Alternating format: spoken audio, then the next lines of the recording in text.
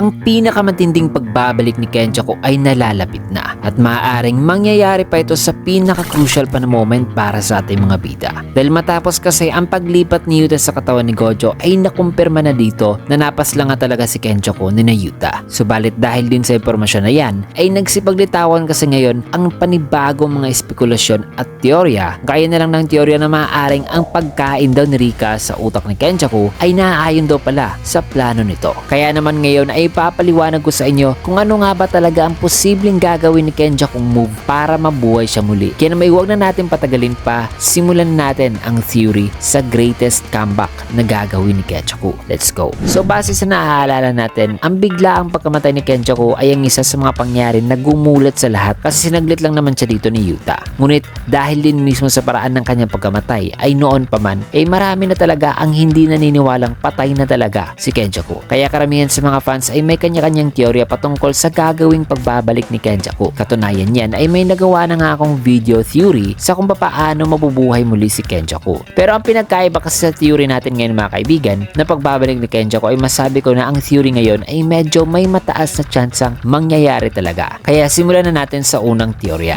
At ang teorya na yan ay ang pagbabalik daw ni Kenjaku ay mangyayari sa katawan ni Yuta. Ang unang paraan kasi mga kaibigan ay maaaring sinadya raw pala ni Kenjaku kung magpakain kay Rika. Nang sa ganon ay ang kanyang utak daw na naglalaman ng soul ay mananatili daw sa katawan ni Rika. Posible na bago siya namatay ay gumawa siya ng binding vow na gawing curse object ang kanyang utak o ang kanyang sarili. So ang pag-consume ni Rika mga kaibigan sa utak o kay Kenjaku mismo ay ang nagdulot pala sa pagre-reside ng soul ni Kenjaku sa katawan ni Rika. Na by then ay maghihintay siya ng moment na makapag-take over sa isang bagong katawan. At masabi kong kaya niya itong gawin mga kaibigan kasi alam naman natin na maalam talaga si Kenjaku pagdating sa soul. At ang posible na nakita kong gagawin ni Kenjaku mga kaibigan ay kung sakali mang mamamatay si Yuta sa katawan ni Gojo ay posible kasi nakukunin ni Shoko ang utak ni Yuta at ibalik ito sa kanyang original na katawan. Which by then ay dito na pwedeng magsakripisyo si Rika sa kanyang sarili sa pamamagitan ng isang binding vow na kung saan ay ang binding vow ay posibleng ibibigay ni Rika ang kanyang life force kay Yuta. Na ibig sabihin nito ay ang lahat na meron si Rika ay ibibigay niya kay Yuta para mabuhay lang ito muli. Na dahil dyan ay ang move na yan ay magbibigay tuloy ng chance kay Kenjaku na makapasok ang soul nito sa katawan ni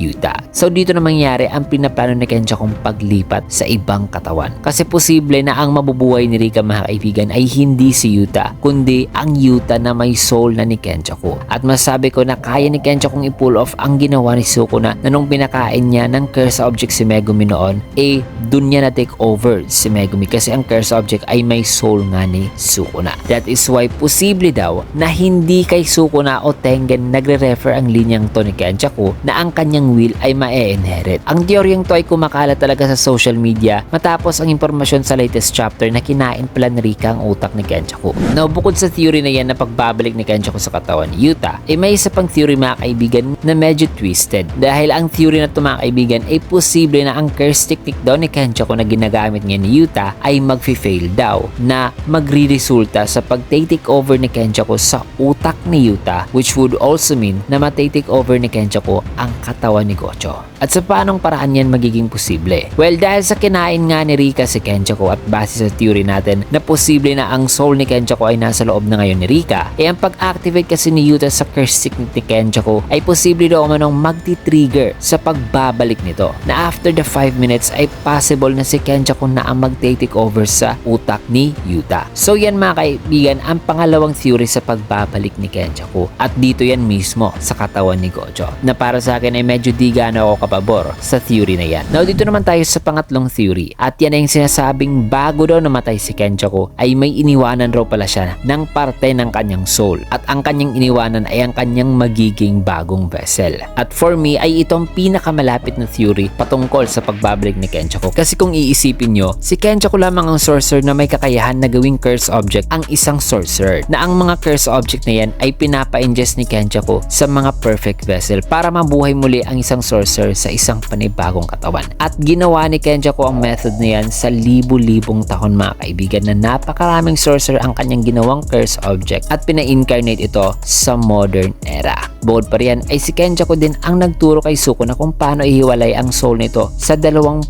daliri bilang curse object. Kaya naturally ay expected talaga kay Kenjaku na may backup plan talaga siya sa pangyayaring to, na ang kanyang backup plan ay posibleng may ginawa siyang curse object na naglalaman ng fragment ng kanyang soul at may isang tao na pina-ingest niya sa kanyang curse object. Nang sa ganon ay ang senaryong ito mga kaibigan ng kanyang pagkamatay ay maaagapan niya dahil in the future ay mai-incarnate siya sa panibagong katawan. At sa tingin ko rin na mataas talaga ang tsansa na nakabuo na noon si Kenjaku ng curse object na naglalaman ng pati ng kanyang soul at nakapagpa-ingest na ito sa isang tao, kasi useless ang 1,000 pagpaplano ni Kenjaku mga kaibigan kung di niya na-anticipate ang pangyayaring yan. Kaya naturally o logically speaking, kung nagawa niya kay Sukuna ang paghiwalay sa soul nito sa 20 fingers, it's not impossible para kay Kenjaku na gawin din ang ganyang method na ihiwalay ang kanyang soul, nang sa ganun ay mas marami ang tsansa na makabalik siya, na kahit patayin man siya hanggat sa hindi mawawasak ang lahat ng kanyang soul na kanyang inihiwalay